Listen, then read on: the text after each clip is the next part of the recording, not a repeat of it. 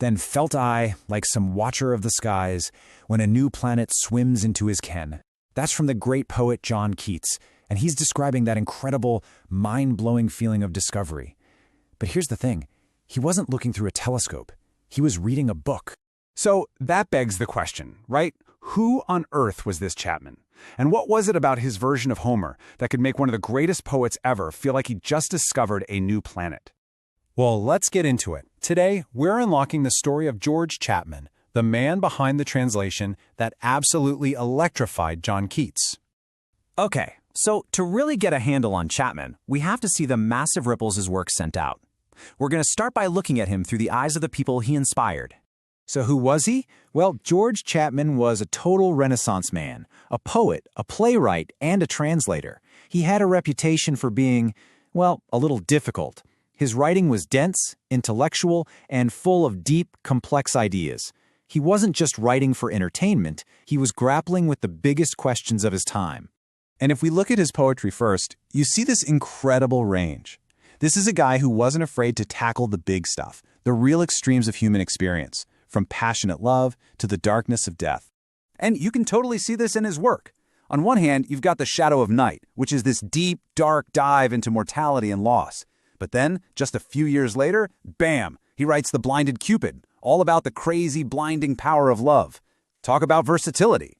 And get this, his talent was so respected that he was given this huge task, finishing Christopher Marlowe's epic poem, Hero and Leander, after Marlowe died.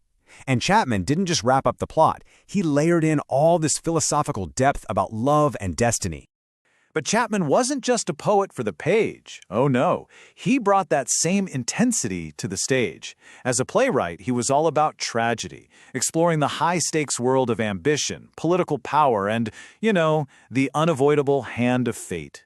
He wrote some seriously powerful tragedies, like Bussy d'Amboise and the Tragedy of Caesar and Pompey, but his plays about the Duke of Byron are a perfect showcase of his signature style. His tragedies kind of have this classic recipe, right? You start with a hero who has these big, noble ambitions, but then he gets caught up in all the political backstabbing, his own pride gets the better of him, and it all leads to a huge, tragic, and you-saw-it-coming downfall. And just when you think you've got him pegged as this super serious tragedy guy, nope, he flips the script and writes a comedy called All Fools. It's this sharp, funny satire about all the ridiculous things people do for love and status. The guy could really do it all.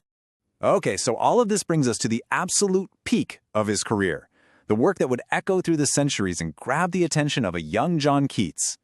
We are, of course, talking about his epic translations of Homer. Now you're probably thinking, hold on, Homer's poems are ancient. They were already around. And you're right. So what was the big deal? Well, Chapman did something revolutionary. He didn't just translate the words, he translated the feeling, the power, making these old stories feel brand new and totally alive for his audience. And this was not a quick job. This was a lifelong passion project. He started publishing bits of the Iliad way back in 1598 and didn't finish the whole thing until 1611. Then, as if that wasn't enough, he followed it up with the complete Odyssey in 1616. Just let that sink in for a second. We're not talking about one epic poem. We're talking about two of the absolute cornerstones of Western literature. The sheer scale of what he accomplished is just, wow. And this is the magic of what he did. He took the original Greek and injected it with this soaring, poetic grandeur. He infused the ancient story with the energy and spirit of his own time, the Elizabethan era. He turned a dusty old text into a living, breathing masterpiece for English readers.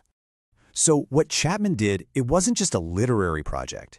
It was like he built a bridge across time. And his work would go on to shape English literature for hundreds of years. Which brings us right back to where we started. That feeling Keats had of discovering a new planet, it came from reading Chapman's Homer.